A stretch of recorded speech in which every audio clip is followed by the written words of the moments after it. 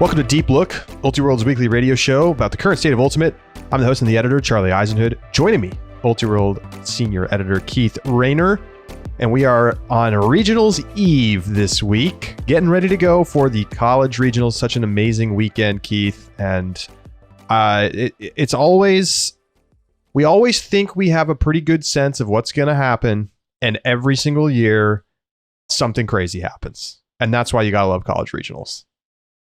It's an amazing experience. You get this Super Sunday. This year, we kind of have a split Sunday, which is a little disappointing. You love it when we get just like Nationals results after Nationals, like qualifier coming in. But there are some really dramatic setups for regionals this year, and some really tough picks ahead for us.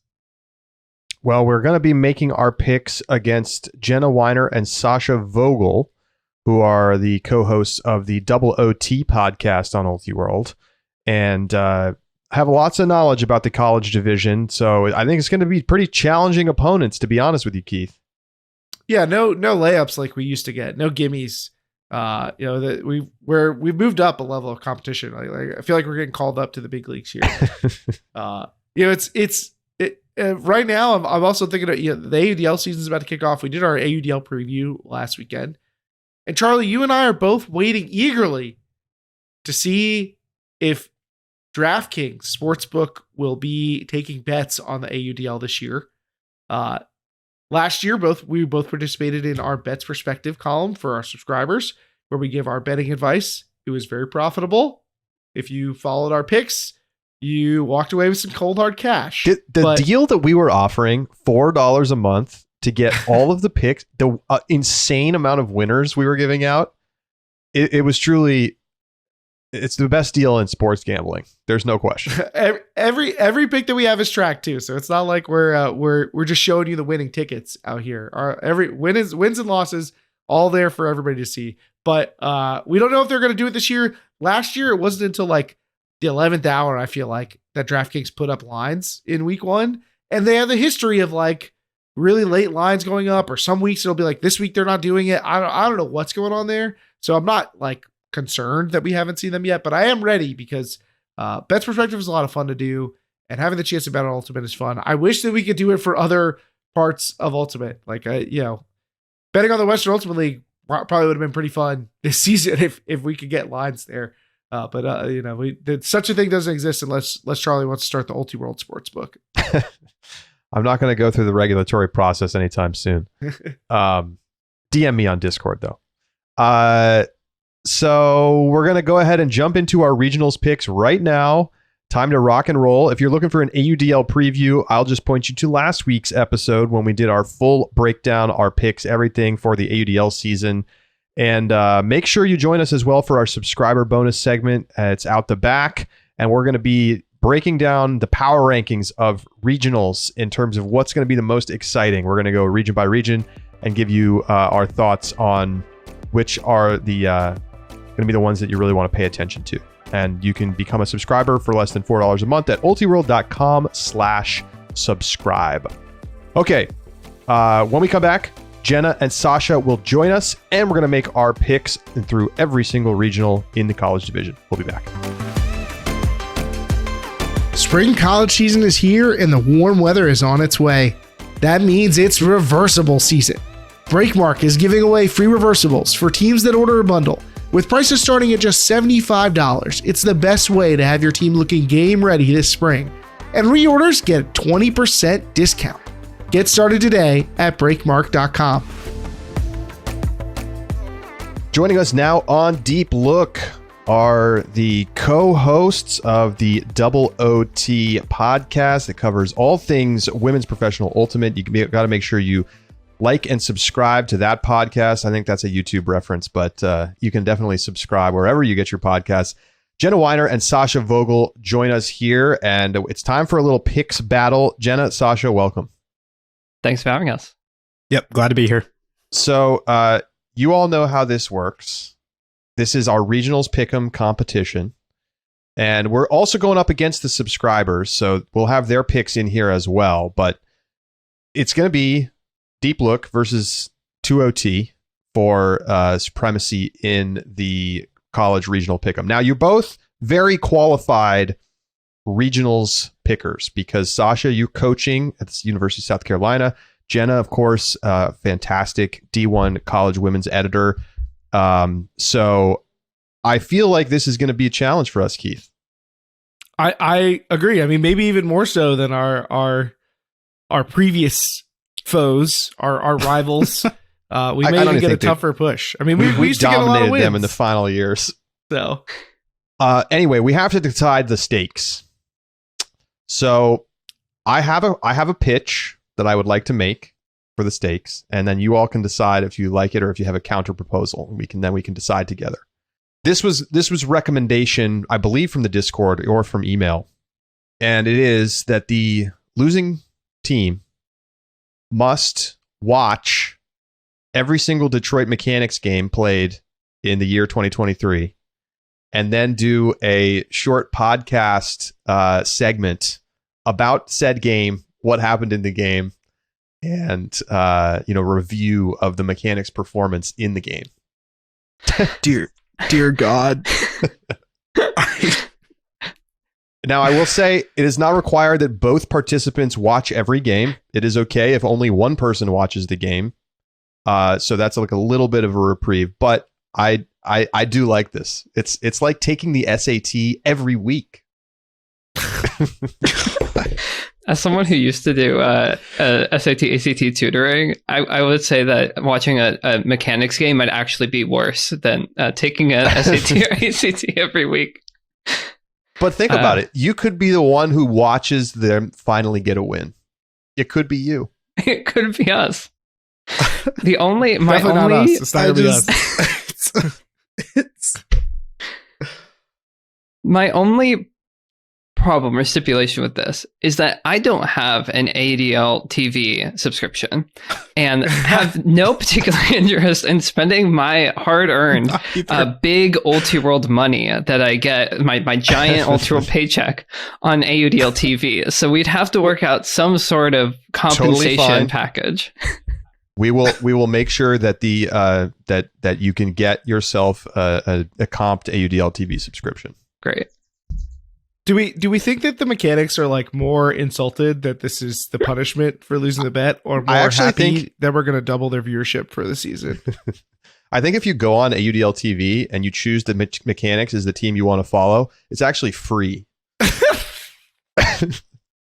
They pay you back. It's yeah. Put in your bank details. We'll send you $5 a week. Anyway, that's my pitch. Do you have a counter proposal, or do you just want to accept the stakes? I truthfully didn't think of anything, and I thought it was a pretty funny idea, so I'm down. Okay. Sasha's in. Jenna, you in? Yeah, I'm in. Sorry, folks. Jenna's laughing hysterically in the background on mute right now. Okay, very good. So let's get underway. We've got 10 regions, half of them going off this weekend, half of them going off next weekend. We're not going to try to split it out in that way. We're just going to go alphabetical order. So we're going to begin with the Atlantic Coast. Keith, give us a breakdown. What's the bid situation? And then we'll decide who's going first. All right. In the women's division in the Atlantic Coast, 2 bids this year. And, plenty of drama to be had when you're discussing bids as far as the Atlantic Coast is concerned. And we'll get to more of that. But maybe less drama in who are the favorites. In the women's division, as you would expect, North Carolina going to be a heavy favorite to advance. And Virginia has historically been the second strongest team. They've had a strong season. There's a couple of contenders, but not a ton. NC State, maybe Duke, maybe my alma mater, American, who won their conference. Doesn't happen very often. Could one of those teams sneak in? That's the question we're going to have to answer in the picks here. All right, so here's how we're going to do this. We're each region, one team will go first for the women's division, one team will go first for the men's, and then we'll just mix it up, swap it up. It doesn't have to be exact. So I'll let you all have the honors of deciding whether you'd like to go first or second in the women's division of the AC. We'll go first. All right, take it away. Okay, we have obviously UNC. Like, I don't think there's any argument there at all. They've been the most dominant team in the entire country, honestly, in really either division all season. So easy pick. And then our second pick is Virginia. UVA. Taking UVA. Keeping it chalk to start. Keith, I think we're going in the same direction here. Do you have any case to make for somebody besides Virginia? Not really. No, I mean, I've got to go in the same boat here. NC State's not a terrible competition, but you got to favor UVA in a heads-up match between those two teams, and the UNC is a lock of locks. It's the most lock of all time. Yeah, okay, great. Easy call there. And so then we're up first in the men's side. UNC, easy pick there for us as well. And, look, this second AC bid. Oh, man. I mean, it might be fraudulent, but it's still pretty exciting. I am thinking, Keith, that I really just, when I look at all these teams and I look at the resumes, I keep finding myself coming back to NC State. And now I still have like PTSD from past NC State disasters at regionals when they've just really let us down. There was a year we lost because of NC State, Keith. That's true. Was that our only loss? God. But I look at these other teams, Duke gets their doors blown off at conferences. South Carolina has lost to NC State already this season. There's a lot of good teams, and I won't be surprised if it's not NC State, but I think I got to pick them. I think I'm in the same boat. I think that there's a lot of reason to like them as a credible second bid earner, and they've exercised some of the ghosts. This is not exactly the team that's just gone to regionals and blown it repeatedly. Like that's a bit in the past for them in the rear view.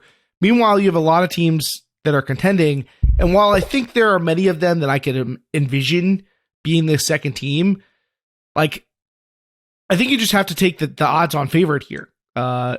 Even with these other strong teams, there's none of them that I'm like really counting on. If there was one strong team that I was like, okay, I really like the way that this team sets up, I might feel differently. But given that it feels like pretty, like there's a lot of parity here, I'm going to take the team with the experience and that has played a pretty competitive schedule. And yeah, the results are not sparkling, but they're going to be prepared to show up at regionals and perform. But yeah, I'm with you that I also I hate being in a position of trying to put my faith in NC State. I would like to point out that UNC Charlotte was in a position to possibly not make regionals, which is just insane, but that did happen. Okay, we pass the torch to you all. Okay. I also thought it was one of the funniest things in the world that UNC Charlotte almost didn't make regionals. That was hilarious. We're obviously going UNC. That's pretty easy to pick. And then I'm upset that you all doubt my team and my coaching abilities. And our pick is obviously going to be the Cox. Gamecocks, USC through. Obviously knew you were going to pick this, but I like you putting your extra pressure on yourselves. It's good. You're going to put me on here and make me not choose my team. It would have been pretty shocking if you did that. Maybe you want to motivate them. I don't know. Sometimes you got to unite the team by being the villain. Incentives aligned. It's good. I actually really like what I've seen from South Carolina, but yeah, the coaching staff it's too much of an anchor. I don't know if they can overcome the lack of tactical efficiency on the sidelines. This region is so volatile that it's very possible that both of us lose this pick. That is true. William and Mary are going to come out of the nowhere again. William and Mary's really low key. Like if I were picking, if we were getting off of NC State, it might be William and Mary that I pick. I think you like Duke. The subscribers chalky as well. They have UNC, UVA in women's and UNC, NC State in men's. All right, we move on to the Great Lakes. It's a one bid region for both divisions, and not exactly obvious who's going to come out of this region. I don't think it's a slam dunk kind of pick at all, given the way we've seen things shake out towards the end of the season. We'll start in the women's division. Keith, who are we taking? Oh man, this is tough. My brain says Michigan. When I look at the talent on the Michigan roster, I see the elite club experience. I've watched them on tape, and it's a little bit rocky, but I think their top end players look strong. I think you could say the same for Chicago with Claire Schmidt at the helm, maybe the best like load bearing player in the region. But you know what? Notre Dame is 2-0 against Michigan, including in the conference final in a 1-goal game, so very close. And I think their other matchup was like maybe 10-7 earlier in the season. So, oh man, that really throws me because I want to take Michigan here, but Notre Dame does have the head-to-heads, 2 of them. If it was just 1, I might feel differently. Now Notre Dame lost to Chicago by 1, so maybe it's Chicago we should be picking. Oh my these gosh. are the 3 teams to me, and as usual for these one bid regions where there's no clear team, it's tough. Chicago is 1-1 against Notre Dame, and there's a 2-goal aggregate between the two, so very very close. Even if you're taking the teams that have the advantage in the scoreboard, like these matchups have clearly been really close along the way. All that said, maybe I do want to go Chicago. We know that Great Lakes it's no stranger to ugly weather, and having the best handler in the region could be the big difference maker. And Claire Schmidt is probably that. What do you have a lean here, Keith? This is impossible. It's so hard. I mean, it feels like we're just throwing it into the roulette wheel. Chicago went to nationals the last 2 trips. They went in 21 winter, right? Yeah, Chicago. So Purdue actually went in 2022, but Chicago did win the region the year before that. The same team has not won this region 2 years in a row since 2011. Keith, I'm compelled by your handler talk here, and I think we should take Chicago. I mean, I really don't know. So that's as good of a piece of evidence as I can think about. Who is the best player in the region straight up? Probably Kat McGuire on Michigan. I think if you had to go straight up, but it's tough. Man, I don't know. I think I think from a talent standpoint, I when I look at the roster, I like Michigan. But let's go Michigan then. Let's go Michigan. They've take lost the team, twice in a row to Notre Dame. The best. It's impossible to beat a team 3 times. We know this. Take the best team with the talent. We don't know what was going on at conferences. You can't put any faith in conferences results. Take the best team. So I'm looking at Michigan's resume, and I mean nobody has a great resume. Yeah, it's not exciting. I mean, they lost to Wisconsin, but you might be right. They lost to Ohio State. Like, the results have not been there to back up what looks like talent. They haven't been there for Michigan. Any of these teams. Okay. All right. We're going with Michigan then. You're talking me into Michigan. Done deal. Wow. I think we literally flipped a coin. We did. There were a couple of different times that Sascha and I, so we're recording this right now on Tuesday morning Pacific time. Sascha and I recorded double overtime on a Monday night for maybe the first time ever, and then took like probably a good half hour or more afterward, just sort of going through our picks. And there were a couple of times where we got to a spot and we're like, we're going to flip a coin because we got to the same decision point: Notre Dame, Chicago, Michigan. And I think we sort of talked ourselves into Notre Dame or Michigan, and then flipped a coin, and it landed on Michigan. And so we're gonna go with Flywheel. And I think that's about the extent of our analysis. That is unfortunate. If we're both gonna like struggle to come up with a good reason to pick any specific team, it would be great if we were all on different teams by the end of that outcome. But go blue. I mean, I guess I guess we want to beat the subscribers, but. I mean, Keith, like... What happens if we both lose to the subscribers? Then we all have to do the... We have to, like, split... Like, Detroit... We're going to start a Detroit Mechanics podcast. Wait a minute. I don't know about all this. I don't know about what we're talking about right now. I think... I guess we could split the punishment, and we each do half the Mechanics games. We each do half the Mechanics games, but we put... It goes on both shows. So, like, there's just a Mechanics segment that, like, even if we record it, even if Charlie and I record it, it's going to be on both. No, wait a minute. This is if the subscribers beat us both teams. Yeah, if the subscribers have the most points by the end of this. I don't like this at all. They get wisdom of the crowd on their side. But okay, fine. Okay, we also could we give away maybe we buy a bunch of AUDL TV subscriptions for and make them watch the mechanics. Yeah. But it's free.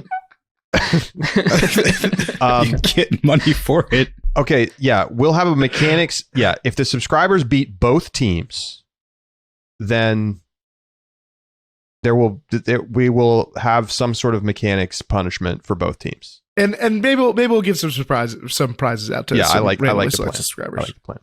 Okay, y'all are up first for the men's side of the Great Lakes.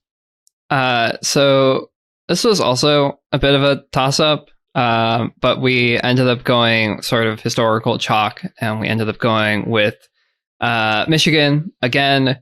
It just sort of feels like that's a little bit the default pick. From what I could see in the Discord, it looks like the subscribers went that way as well. So yeah, our pick was Magnum. Again, partially for historical reasons to an extent, and also because it feels like it's a bit of a toss-up anyway. I mean, they are technically the bid earners, even if they are sitting at, what is that, a 4-10 record on the season. So that's our pick. Also, I know folks can't see the video, but it feels very appropriate here that Keith is wearing a yellow shirt with a blue background, which feels very Michigan at the moment. I do look like I'm repping for Ann Arbor right now. My sister actually went there, so I do have some love for Ann Arbor.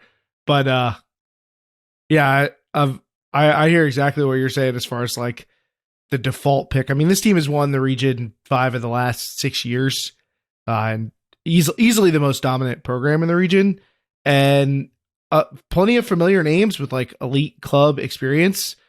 And yeah, they have an ugly record, but they've been going. They played Florida warm up in Eastern. It's like how much more difficult are you going to get than that? Do we put any stock in this 10-13 loss or this 13-10 loss to Michigan State? This would have been a no-brainer, but that loss is definitely scary. I think it's a conference's illusion. Anybody who's hurt, they might not even been playing their best guys. I don't know. Nothing I've heard about this result implies that they were coasting. I don't care. I think if they get that matchup again, they win at 15-10. This is also a region where there's certainly no convincing challenger that that makes me excited to pick them.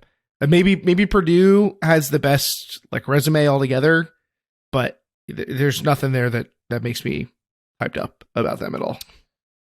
All right, we move to the Metro East. It's a one-bid region in both divisions. I know that's disappointing to hear that, Keith, but it's true. We were so close.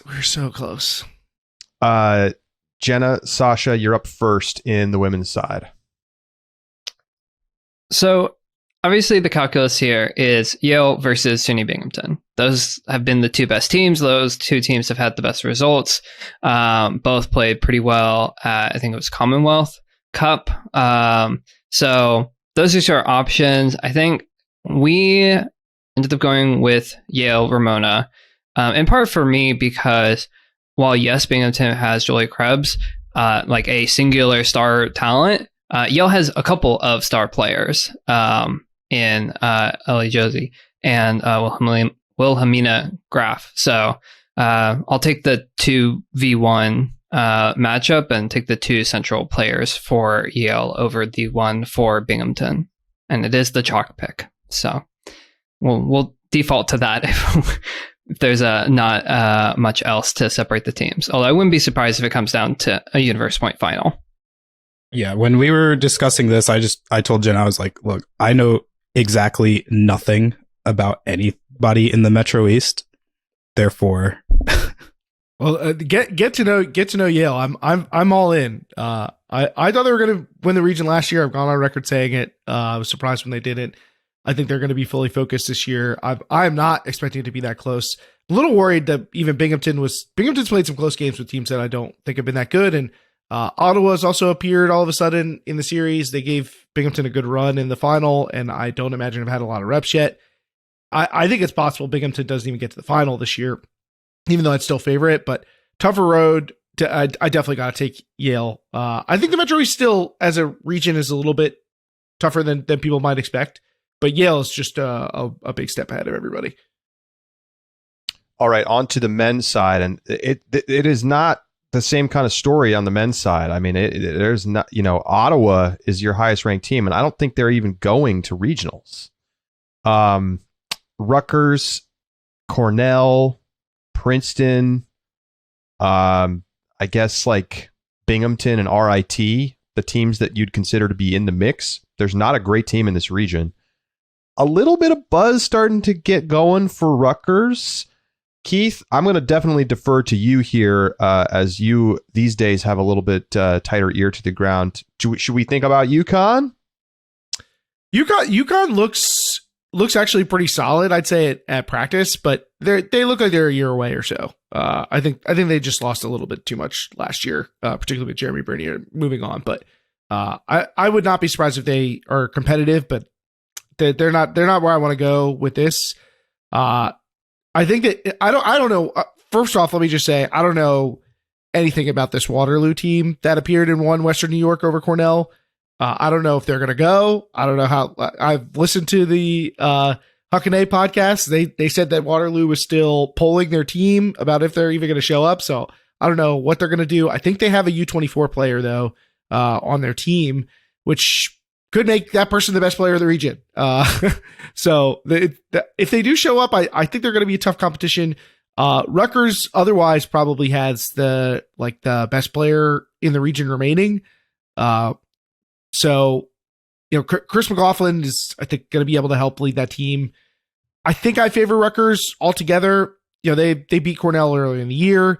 Like you mentioned, Ottawa, if they're not going to be there, they pancaked Rutgers. But Rutgers has some solid losses to good teams from other regions. So, yeah, they also destroyed UConn earlier in the year.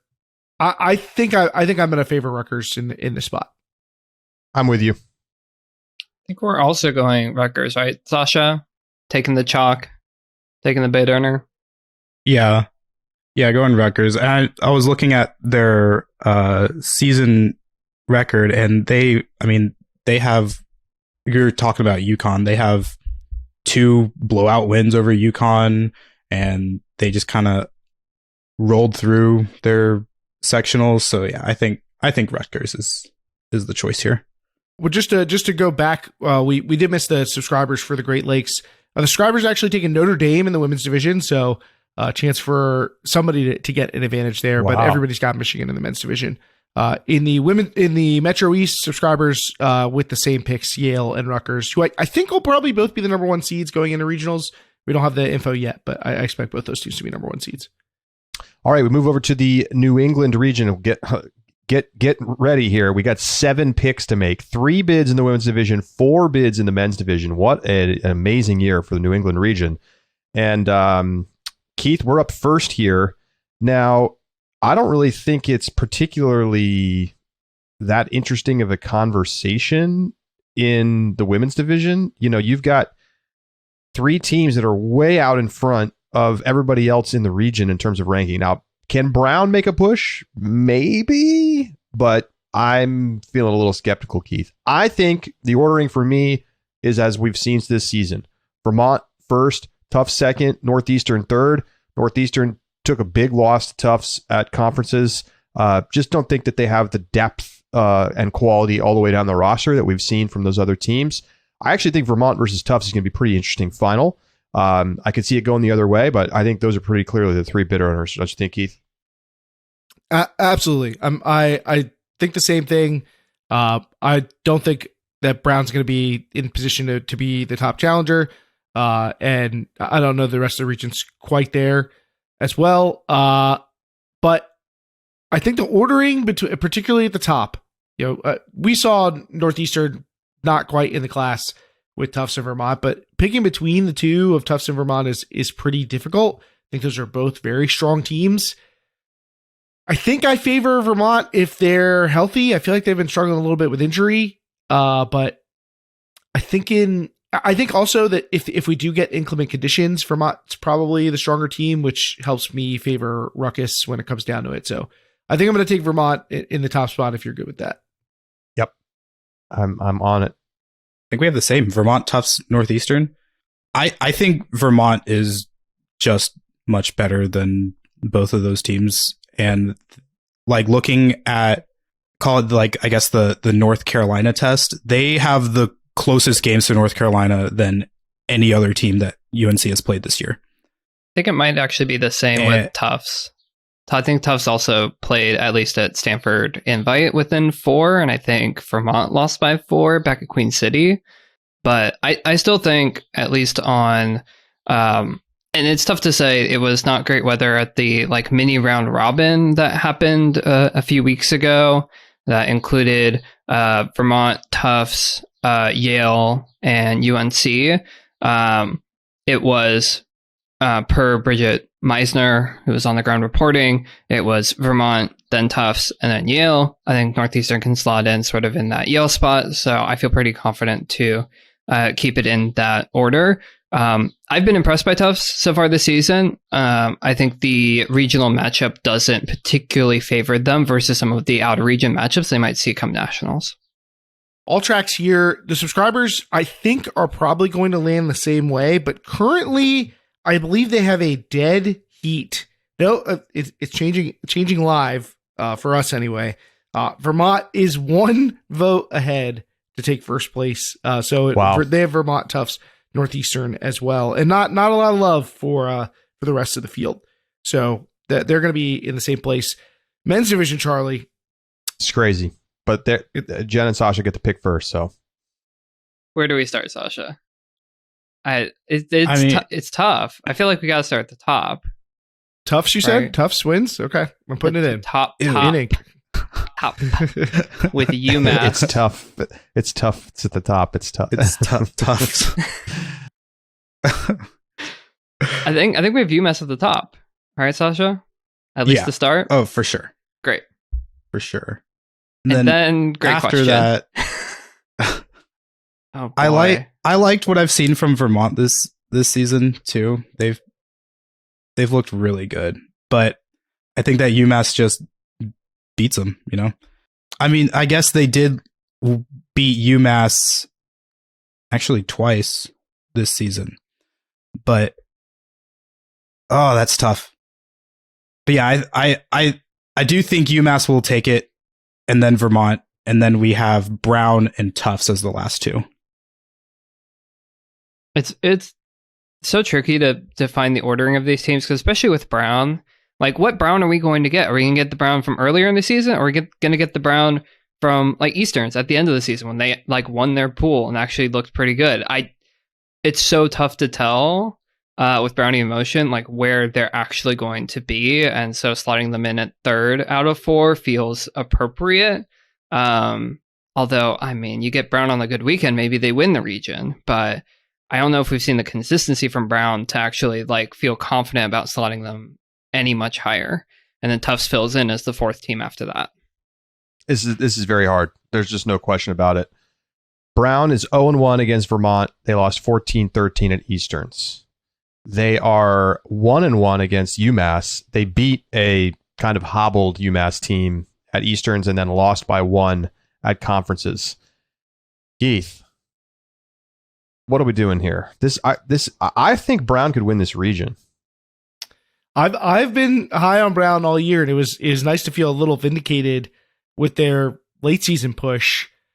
But I also was doubting UMass earlier in the year, and I feel like I learned my lesson along the way. They're a little banged up though still. I don't think they're going to have everybody back, Keith. That's concerning because the margins are very slim with Vermont Chill. They have been really close, and they played close games with Brown too. With that piece of information, maybe you go back to Vermont, but the head-to-heads going to UMass in that matchup feels like it favors UMass unless you want to go with your you can't beat the same team 3 times strategy. God, and like I just feel like Brown is like going to peak at regionals, and they have a lot of guys who know how to step up when it's time to, rubber meets the road at regionals. And you you even like Tufts, I'm pretty sure. The thing is, I do. I like all these teams. I think I think the 4 teams that are getting through are pretty straightforward to me. I would be pretty surprised. I mean, I guess Tufts could get knocked out and, like lose, drop into the game to go, play bad at the beginning of the game and lose to Northeastern or something. But I don't know if I see it. I think it's just a big question of like, who's going to get the best seed at nationals, and like winning this region is going to be a big bonus. I don't know. I'm not sure what to do. The fact that UMass beat Brown at conferences, I feel like is a good sign for UMass. I think I want to take them to win. I think UMass matches up well with Brown. Yeah. And less well with Vermont. Mm-hmm. But I think Brown probably matches up better with Vermont. I kind of want to go UMass, Brown, Vermont, Tufts. It's crazy. We're picking a team that like maybe in semifinals to finish third in their region. I mean, all right. You can try to convince me otherwise. I don't know. Vermont's been better than Brown over the course of the season, but Vermont feels like the team that like is the shakiest. I trust Brown's coaching. I trust Brown's pedigree more than I trust Vermont. But we can't push Brown because UMass has a good matchup. Yeah, okay. UMass, Brown, Vermont. And I still like Tufts. They're just yeah, me too. Up against good teams. The subscribers, they do still have a tie. So we are waiting for the tie break for who's going to finish first between Vermont and UMass. And then they also have Brown and Tufts pretty decisively ahead of Northeastern and McGill and the like. All right, we move on to the North Central. It is a 2-bid men's, 1-bid women's. We begin in women's, and Jenna, Sascha, you got your... This is a tough one here. I don't know who you're going to pick. So difficult to pick Carleton to win the region. Look, I mean, Minnesota Matrix is probably the second best team, maybe, although I don't know. Tough to say, but there's no question that it's going to be Carleton Syzygy making it to nationals yet again. Continuing to extend their record. If you just look at the rankings of D1 and D3 teams combined, the second highest ranked team in this region behind Carleton is Carleton Eclipse. That's true. That's a tough scene. Not a good side to me. I have trouble figuring out how to go against Carleton here. I mean, they've just kicked the region's ass up and down for years now. And even with a credible second team, you can't really construct a good argument against Carleton short of half the team like has to go to graduation or something. So I don't see a reason not to pick Syzygy in this region. Yeah, it's an easy call. Minnesota, Wisconsin, they're all right teams, but you got to go out and get a second bid if you want to go to nationals out of the North Central. Sorry. Well, in the men's division, they do have both of those bids, and yet it is still an incredibly difficult decision. We have to face the North Central conundrum. Wisconsin, worst of the big three, all throughout the year. Show up to regionals, take a bid from one of the other teams. I mean, it's a tale as old as time, right? So they don't do any of the work in the group project, and then they show up at the last minute and take all the credit. I'm sure Carleton and Minnesota are both concerned about that. And then you've got Carleton playing the best down the stretch, even though Minnesota had the best start to the season. So, like, what do you make of this region? This is so hard. I've been dreading this pick. Is this the hardest pick? This brutal. Really might be it. This is brutal because you have to like kind of try to remember that Wisconsin was competitive at Easterns despite the fact that they practice like twice the whole season. All they do, they run track, they lift weights, and they like eat like, 50 chicken breasts a day or something. I mean, they're just out there getting huge, and then they practice and get good before regionals, and then they beat somebody at regionals every single year. It's clockwork. It is clockwork. And is this really the year that I'm going to say that they're going to lose their longest active national streak? Keith, I don't think I can do it. I don't think I have the stones to say they're not going to make it. Look, they always make it. The streak That's who they are. The streak will not last forever, Charlie. They have head-to-head losses to both Carleton and Minnesota this year. They have one good win on the season. They beat Cal Poly Slow. I guess they beat Texas actually at warm-up. That's pretty good. They lost 15-13 to Minnesota in a game back at warm-up where they had like I think half their team didn't even get to the fields until like middle of the day. Yikes. There was some crazy like flights thing or the hotel fire alarm, or I don't even remember what the deal was. But I just don't know how, like, this Wisconsin team's actually pretty good, Keith. I think they have like a decent level of talent this year. I think that the talent gap between them and Minnesota and Carleton is like smaller than usual. So like that, in that sense, it's like, okay, maybe Wisconsin's really the pick here. I'm maybe a little concerned that they had some close calls at conferences. You know, they're like 15-13 versus Marquette and UW Milwaukee. Like, yeah, even if you go out and you're kind of walking through conferences, you should be beating up on teams like that. And then even at Easterns where they beat slow, they lose to Carleton, they lose to UNC Wilmington. Like, this is not a team that you can count on, except in this one thing. So like, yeah, this is extremely hard. I don't think. Here's the other problem. Minnesota got smacked around by Carleton at conferences, 15-10. And they've been trending downwards, it feels like. I look at this Minnesota team that I saw from the beginning of the season, and this O-line it's got Paul Krennick, and it's got this, star freshman in Max Dillon, Anthony Gurley. Like, they are good. They should be good, but look at their resume. They don't have a good win since February. That's a fact. Their best win is 12-11 over UCLA at Smoky Mountain. Otherwise, they've lost to the good teams again and again and again. They lost all their key games at Easterns. And then they got crushed by Carleton at conferences. Is that enough for me to say that they're going to lose to Wisconsin? I really don't know. But I think it might be, Keith. You make the talent level, a compelling case. No matter what I do, it's going to be wrong. I know. It doesn't matter. Whatever I pick, it's going to be wrong. It just has to be less wrong than Double OT's pick. Oh, God. My instinct, Keith, is to say that it's going to be Cut and Minnesota. I will be honest. I've been feeling that way for months. But I don't like to pick against Wisconsin. I've done it, and I've gotten burned many times. And they always find a way to win. When we started this conversation, I was on Minnesota Carleton. Now I think I'm on Carleton, Wisconsin. Yes. So. Yeah, exactly. I think we should take Carleton to win if we're both. I agree with that. I mean, the fact that they just destroyed Minnesota conferences gives me the strength to say, hey, like when they tighten up their rotation, they put their best guys out there, they're the best team. On tape, I favor Minnesota, but the fact that they've been shaky lately and the history here makes me want to pick Wisconsin.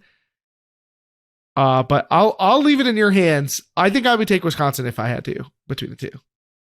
Wow. But it's like 51-49. I'm not going to vote against the streak, Keith. I think Minnesota's going to get left at home. It's going to be an utter disaster for the Duck. They've been a top 10 team at points this year, so they haven't had a good win since warm-up. They haven't. And it sounds like they're not getting another one based on our our projections here. Carleton, Wisconsin, book it. Double OT, you're up. All right. See, here's what we're doing. We're doing Carleton. They've looked, like the best team in the region. And then our second pick is Minnesota. We're not doing Wisconsin. I respect it.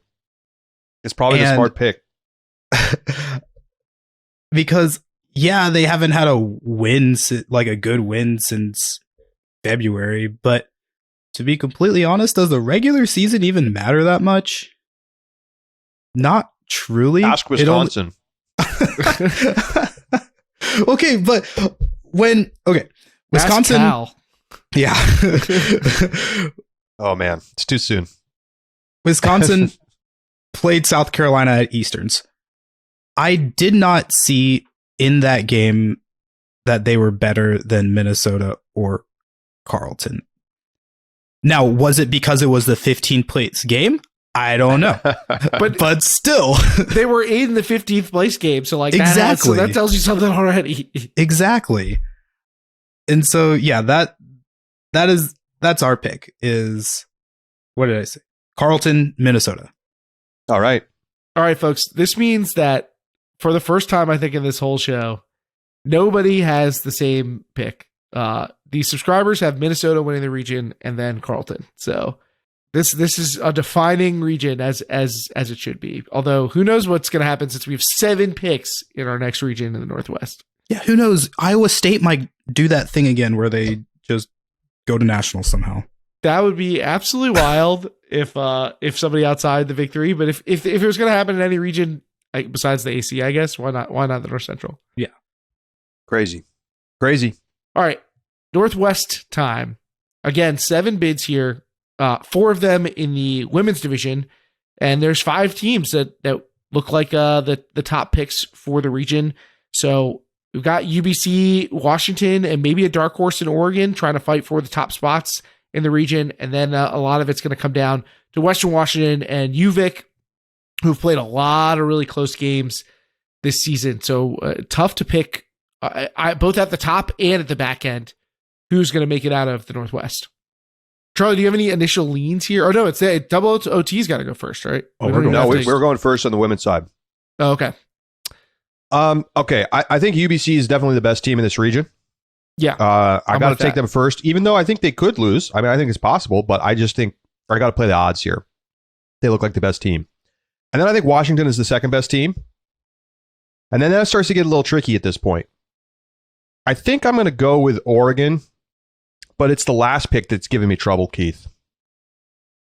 I'm in the same spot. Yeah, I'm in the same spot. I feel honestly, like I think I got to take Western Washington, Keith. They have the head-to-head win over Victoria from like a couple weeks ago. And I feel like that's enough for me to say, okay, Western Washington's going to win that game. I mean, I like UVic, but I think that's clearly going to be the game to go. And I think we got to go with the team that just won the game. Yeah, I mean, Western has beaten UVic twice in a row. They beat them 10-9 in like Friday play at Northwest Challenge. It's, I think, a really inclement weather game.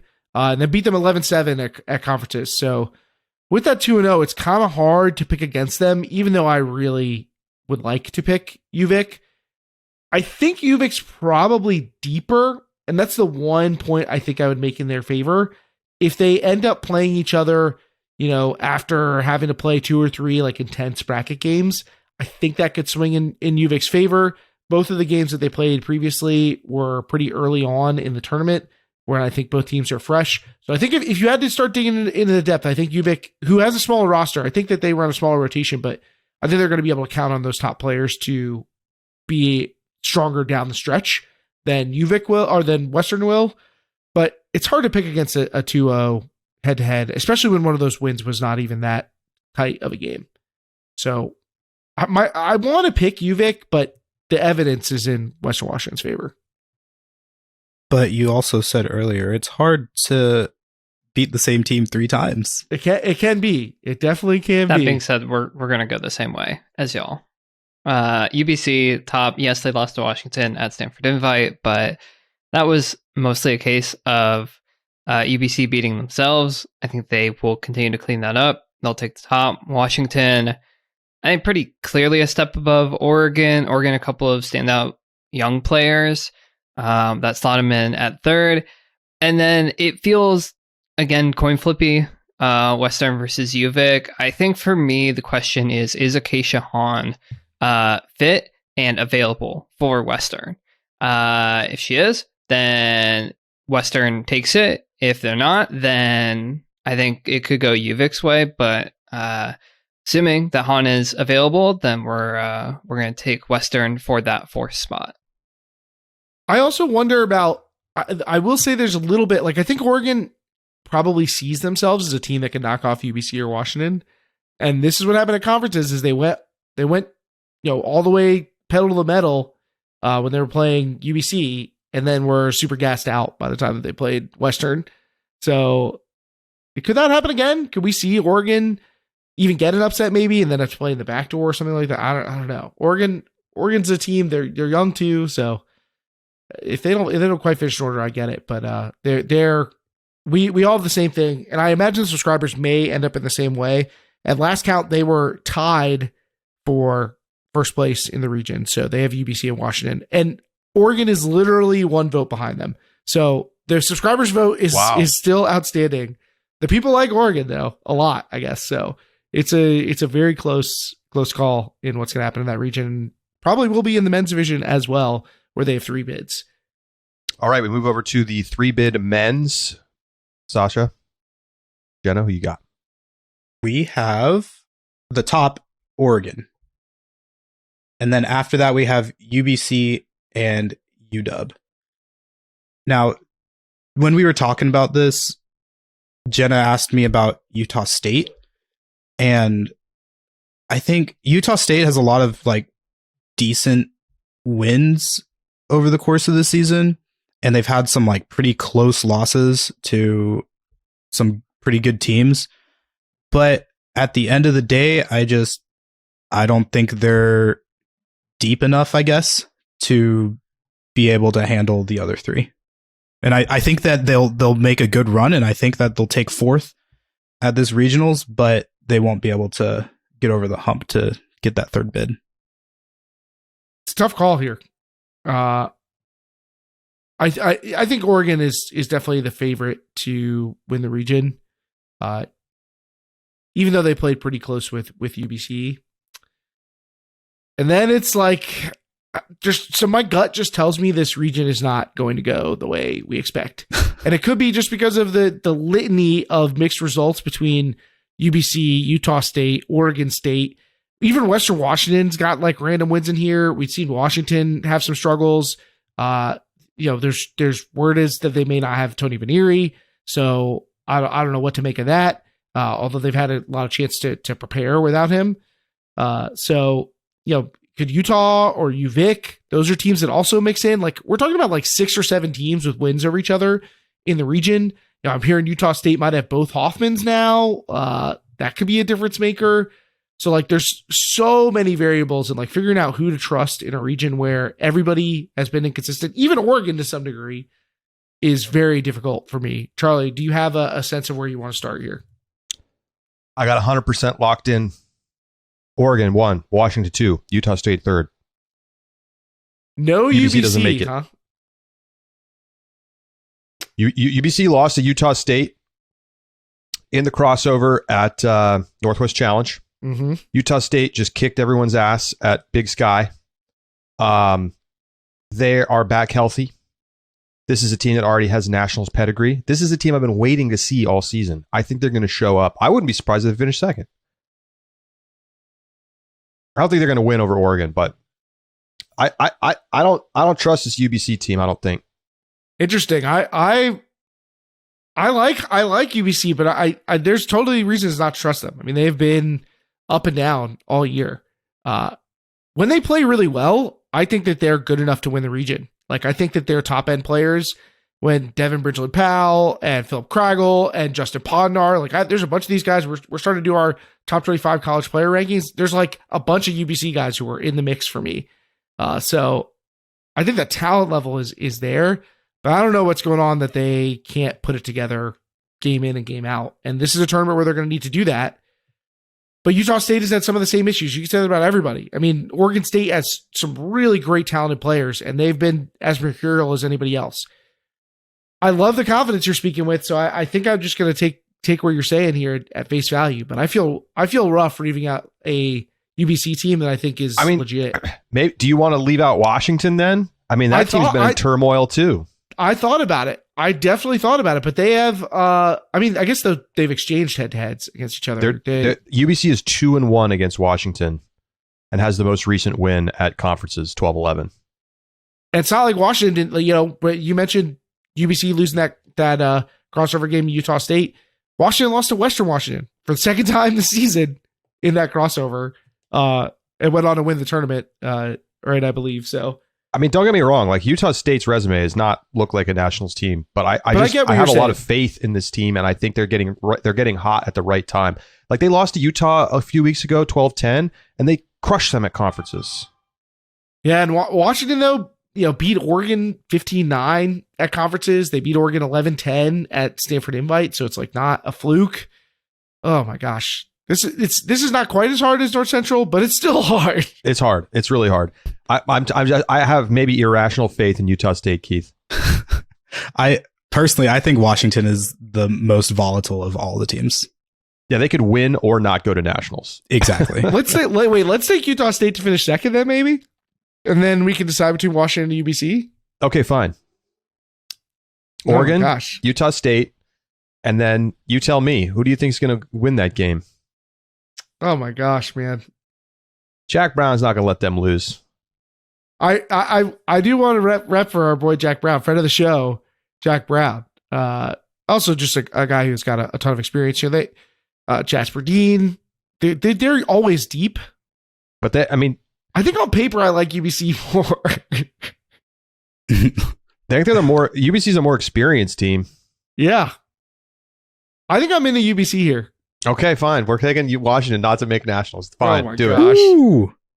Teams that we have not making nationals: Minnesota, Washington. Yeah, I'm probably gonna get a lot of hate from my Utah dudes. I'm saying that Utah State's not making it, but it is what it is. Y'all You are got to either make the going to picks you look believe in. prophetic Yep. or That's what it comes down to. just with terrible guesses. It's going to go one way or the other. The subscribers are going with Oregon, UBC, and Washington in that order. Although it's pretty close between Washington and Utah State for the last spot. I hope I don't regret this. Oregon State's going to faith. finish second in the region or whatever. It's going to be stupid.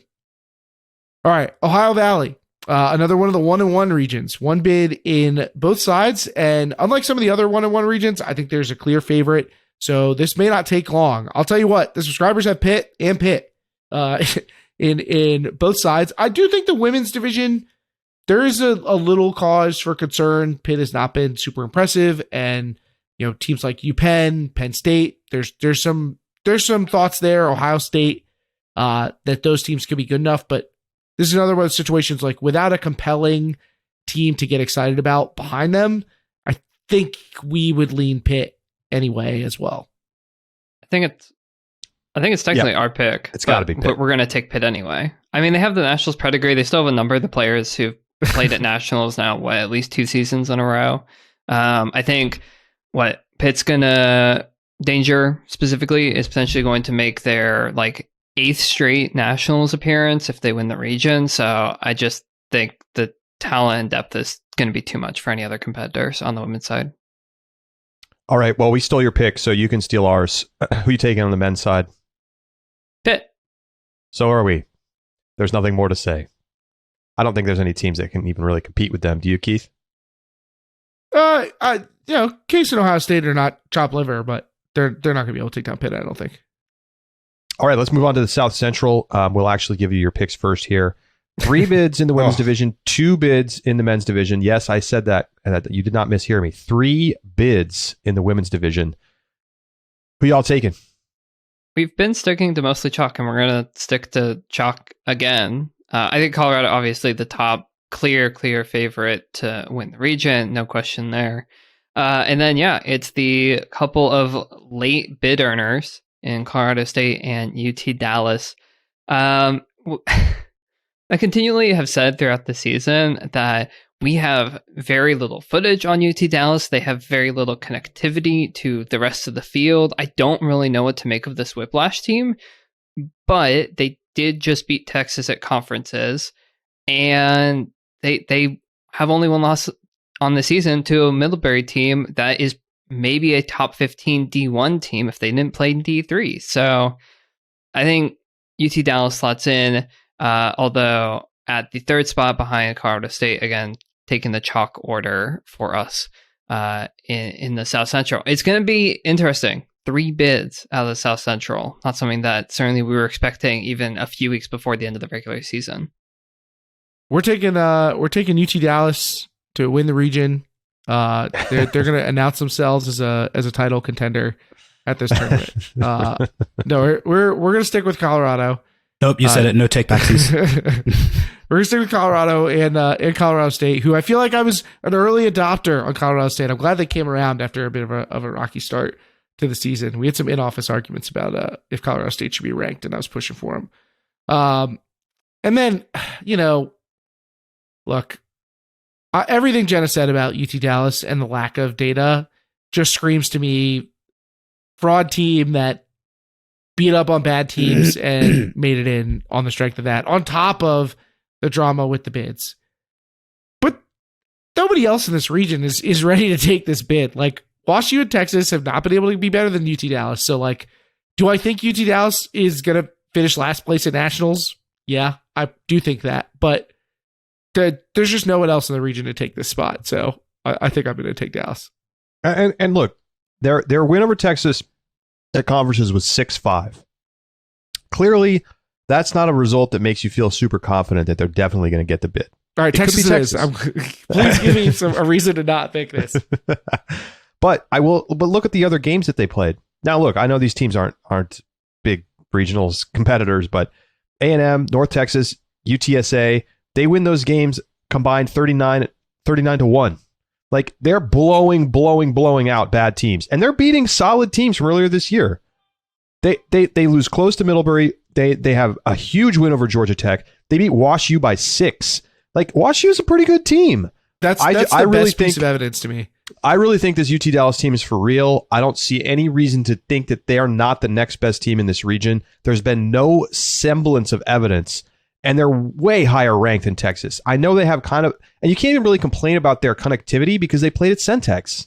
They played a bunch of teams from out of region. They're just actually like a decent team. Sure, they've never been here before. They could get a little starstruck under the lights of a game to go and lose, but I think that they're just a better team, and I think they're going to go to nationals. We're taking them. We're taking them. So okay, let's go to men's. I think it's pretty obvious that we're going to take Colorado and Texas. I guess the question is, Teeth, are you all in on Mama Bird taking this region, or do you think Texas could knock them down? Look, this Texas team is for real. There's a reason that they're in our power rankings one spot away from each other. Like, I think this is pretty close. I don't think there's anybody else in the conversation with these two teams in the region. That's I feel confident about as much as anything. The head-to-head, Colorado beat Texas by 1 at Centex. It's been a pretty close matchup, I feel like, in years past. But I wouldn't be surprised to see one of these teams kind of like coast through the final. So I think that probably makes me favor Colorado with that head-to-head win. And early season, there was a lot of hype around them, and I think it's justified. I wouldn't be surprised to see this team be continuing to get better. But yeah, Texas has earned the respect over here. All right, so you're up, double OT.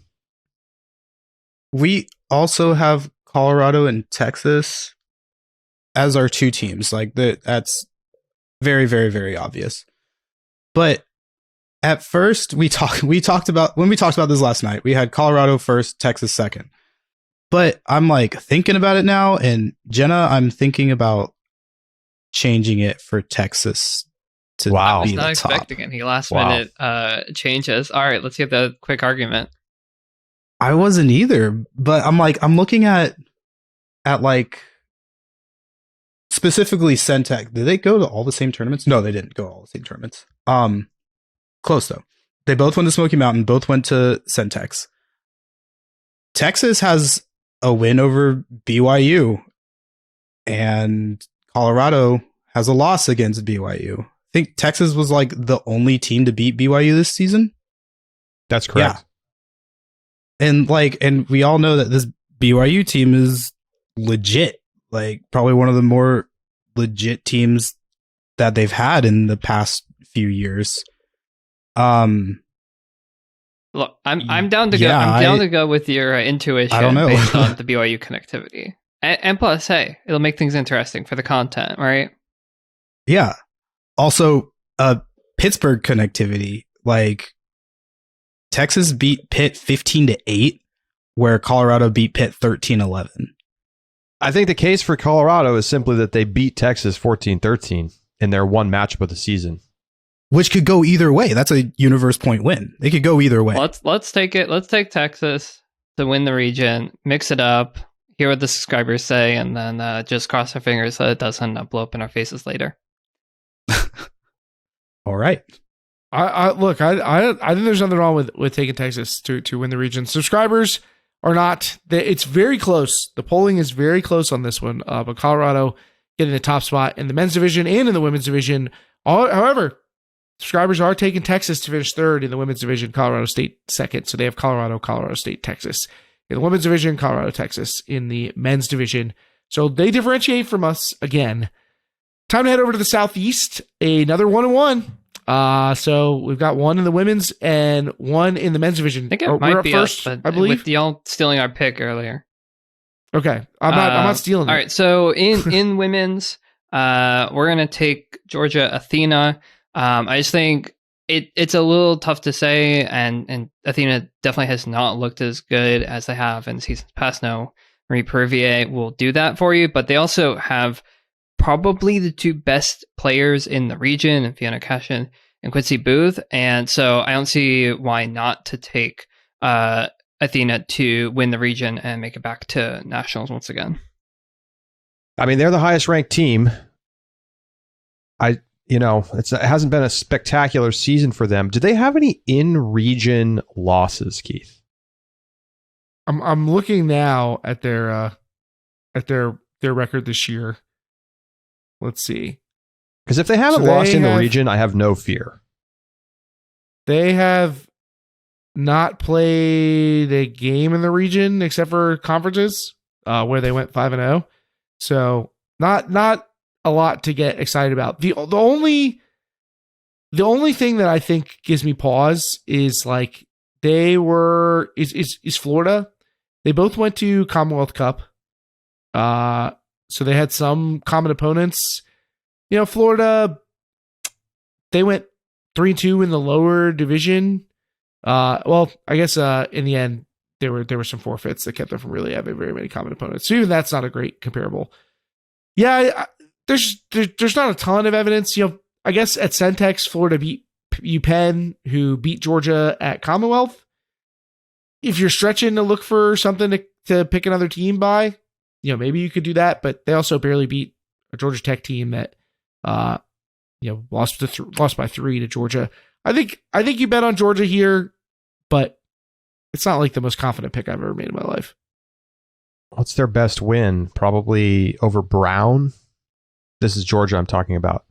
Yeah. They beat NC State. They beat Brown. But not a sterling resume. No, you're sorry. I was they beat Brown in Michigan. Excuse me. Florida beat NC State. Look, I think I want to take a low risk pick here and just pick Georgia. I mean, yeah, I think that's probably what we should do. I do think Florida could beat them. I do think Florida could win that final, but I don't want to chance it here. I'm with you. That's my exact argument.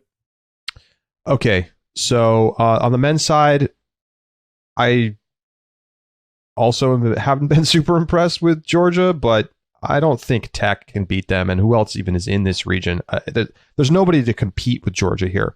Emory slander, no problem. What is this Emory slander? Justin, they finished ahead of Georgia Tech in the at conferences. Justin Burnett. Oh, I do like that. And you know what? Even the subscribers have a little bit of love for Emory, but and I know you're a big Michael Arbertine fan. Like maybe you want. I do like Michael Arbertine, but no, Florida hasn't been doing anything. They haven't been doing anything. Yeah, and Georgia beat Georgia Tech 15-11. We're going Georgia here. Justin Burnett's Callahan video is going to be so fire. I can't wait. The people expect it would be sick if they came through, but I mean, I don't know. They still lost 15-11 at conferences, and that's probably a Georgia team that's not playing all of its guys, all of its minutes. So I just don't see it, Keith. Sorry. Feel you. Okay, to the Southwest we go. Wait, yeah. I'm sorry. My sheet was updated too soon. We're not doing anything different. Please pick. I apologize. That's okay. We're also picking Georgia. Like there's not. Wait. We're also taking Georgia. There's not another team in the region that will be able to beat them. Subscribers are in the same boat. So Southwest, y'all get to go first. We get to the Go Dogs. We get to the end here. Southwest, 3-3 for the Southwest. Wait. Is USAU up to? Nope, never mind. Staying with 3. So 3. We're starting in the women's division. Keith, we're up first. We got to make these picks. I want to hear your thoughts here. Well, let's dive in. Stanford has been the best team in this region for most of the year, right? Yeah, definitely. But I don't know if they're going to be at their max coming into this tournament. I've heard some potential injuries for them. They certainly, did what they needed to do at their very abbreviated conference tournament. So that's a good sign for them, but not exactly the best finish to the season at Northwest Challenge. So I'm a little bit concerned about where Stanford is.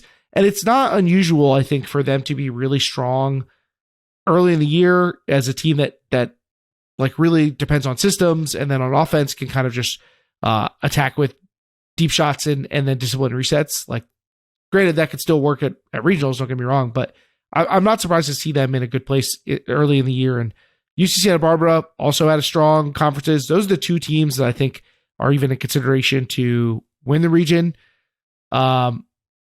They do. Stanford has the head-to-head in that matchup. They won they're 2-0 against UCSB this year from earlier in the season. But it feels like a coin toss to me between those two to win the region. We got to go with Stanford here. I mean, it depends a little bit on like if people are for real out and how many people they're going to have out at regionals. I do think it's a concern, but I have so much faith in this coaching staff. The last time they played Santa Barbara, they beat them 12-5, Keith. They've just been the best team. When's the last time they lost in region? The answer is never. They haven't lost in region all season.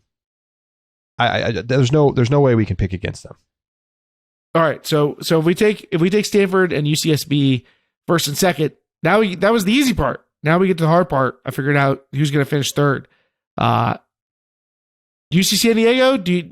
Are we just shoving all of our faith in Abby Schultz, which is a pretty good place to put it.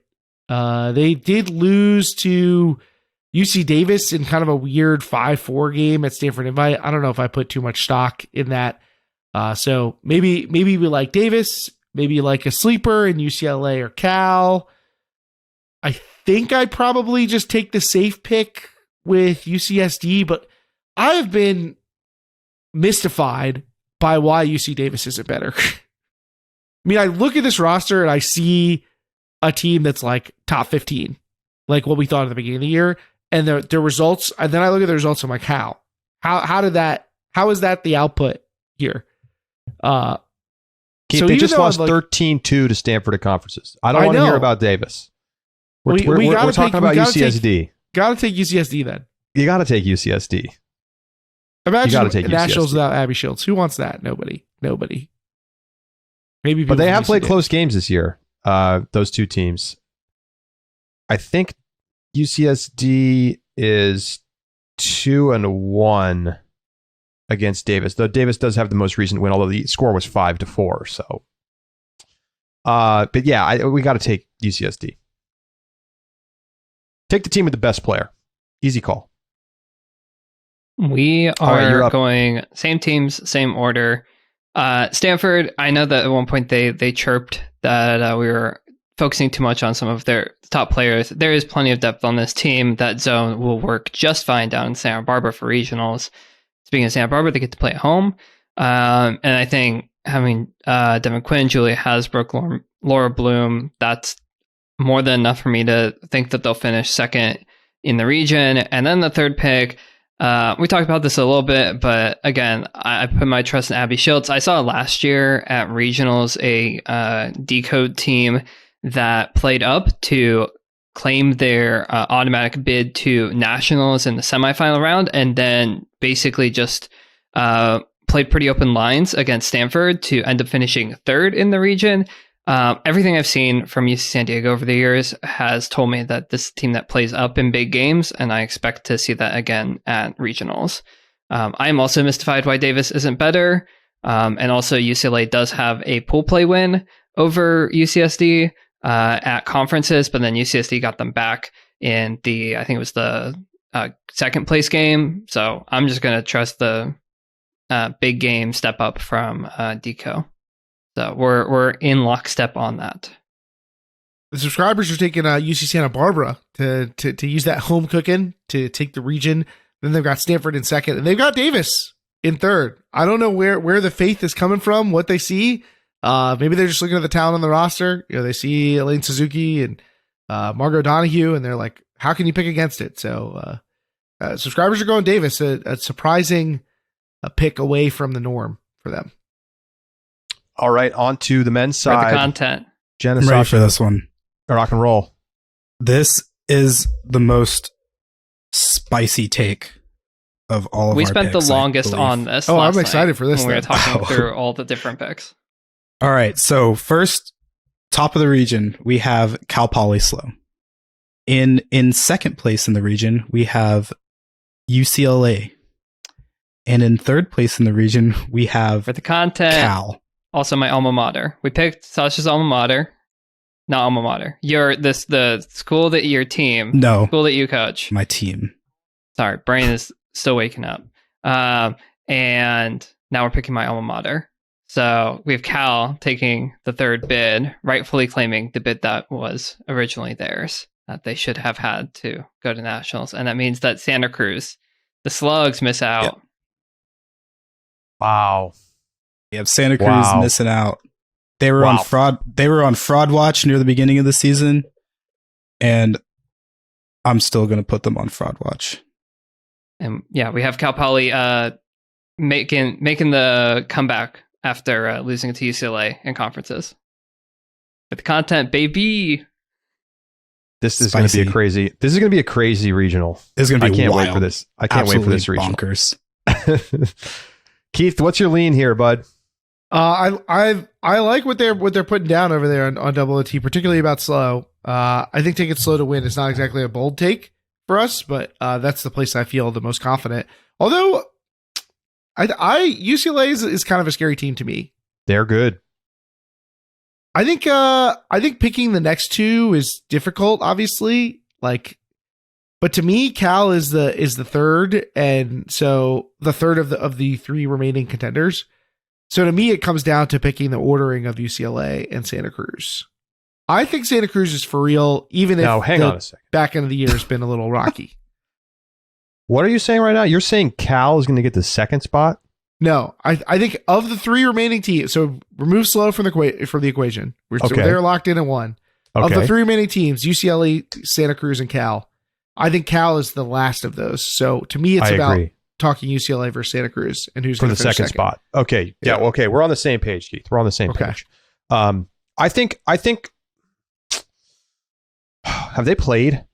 They did. UCLA won 10-8 at Pres Day.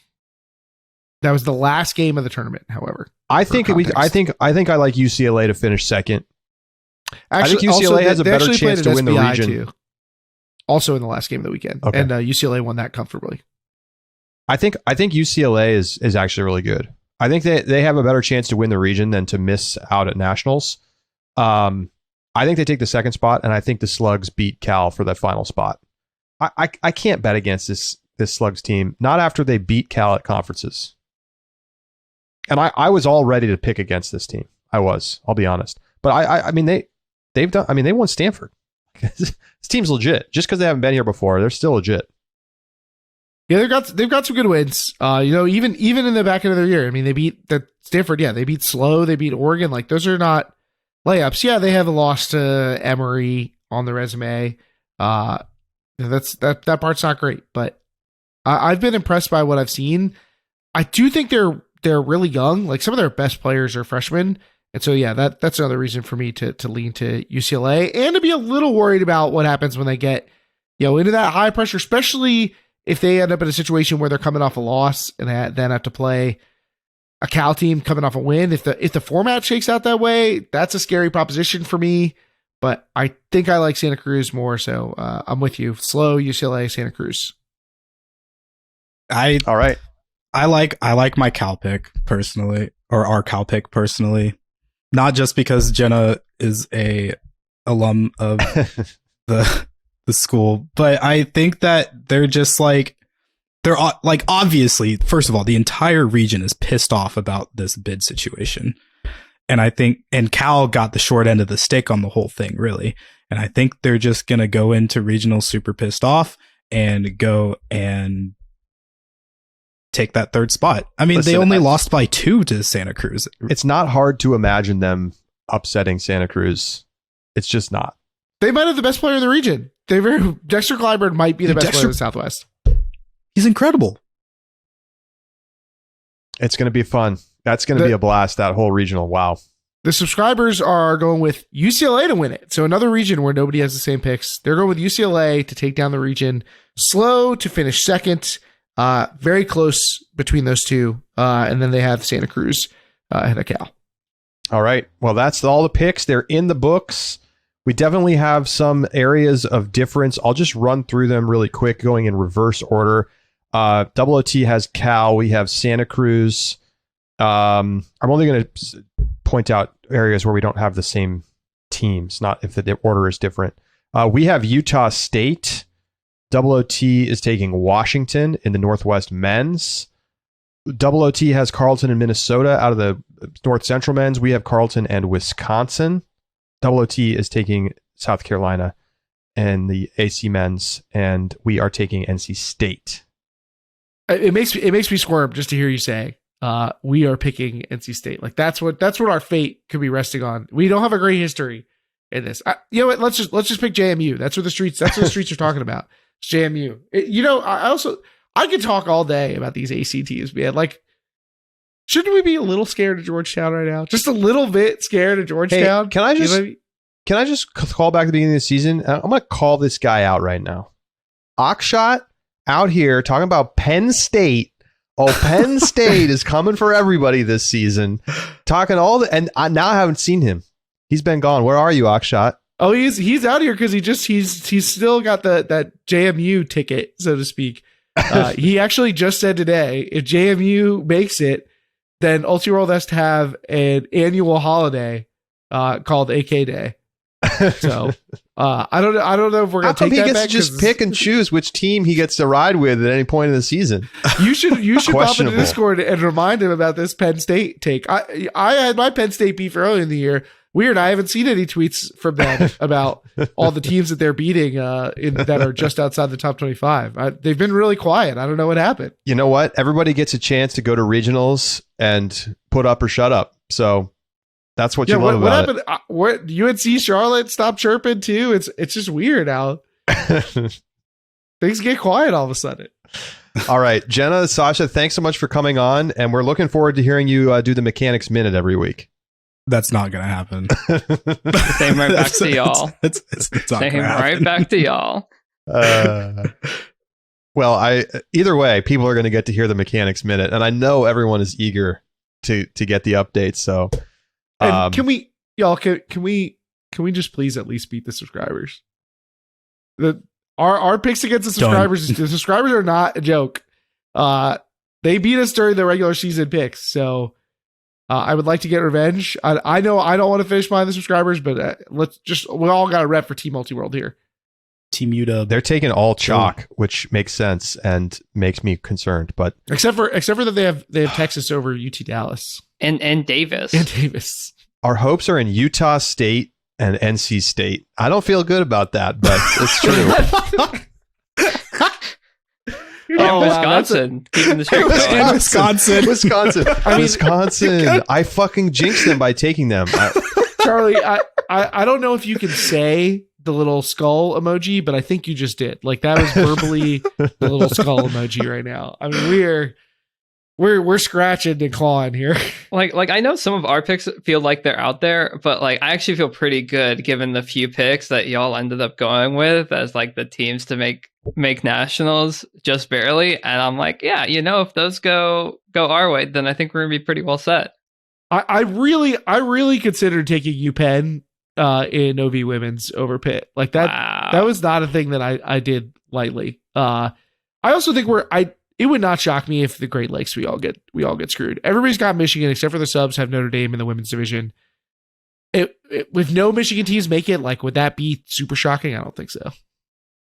No, would not shock me. I'm going to be on the sidelines at regionals next weekend and just shaking in my boots, looking at all the scores constantly throughout the day.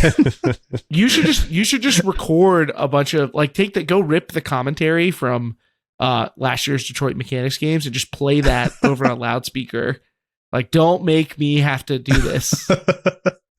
Put it on NC State sideline, you know? All right. Jenna, Sasha, thank you so much. Everybody make sure you check out Double OT as we get down the home stretch of these WL and PUL seasons. Big game coming up, Jenna, this weekend. I'm very excited to be on the commentary for the play-in game. I love when we get unofficial play-in games. Win or go home, baby. San Francisco at home. It's going to be fun. And this time, it's live streamed instead of tape delayed like last year's San Francisco LA game was. And I'm just hoping the production is great because it should be a great game. Plus, think of all the things that have happened for WLT lately. The circle of I'm sticking with circle of success. I was circle sold. of suck. The circle of success has been completed. And was there not there was a double overtime game, right? Yes. Won by Utah. The game actually went to double overtime. So I mean, it's all coming up 2-OT right now. It's not good for us, Charlie. Yeah, we actually talked about it in the pod that real quick that this is LA's third overtime game over the last 2 seasons, double overtime game of the last 2 seasons. They have played in the only double overtime games in the WL and have lost every single one of them. Oh, damn! They got to get to triple overtime. It's clear. That's their only answer. All right. Thanks for joining us today. Yeah, thanks for having us, guys. Thanks for having us. Yeah, good luck, y'all. We'll be right back. One of the only things you have to bring to an ultimate tournament is your cleats. So every player has a cleat story. Producer and friend of the show, Lindsay Sue, what's your worst cleat story? I was in Australia playing at the U24 World Championships, and 2 days in, my cleats busted open and I had no way to get a new pair, so I had to tape them shut with athletic tape and play the rest of the tournament like that. That is a nightmare. With Tokai cleats, they're specifically designed for Ultimate with a cleat pattern for the game's sharp cuts and a durable, breathable, supportive build to keep your feet and ankles protected and comfortable for longer. That's why they're the official cleat of the U.S. national team. And I know, Lindsay, you're a big fan as well. Yeah, they are truly the most comfortable cleats that I've ever worn. Well, get your new favorite, most comfortable cleats at tokaiultimate.com. That's tokai-ultimate.com. Welcome back to Deep Look. Well, Keith, our picks are in, and I don't know. I feel like we took some chances this year, and it's either going to work out great or it's going to be a disaster. We didn't take anything like totally wild. Maybe Wisconsin's the only one that's like Utah State a little bit off the board.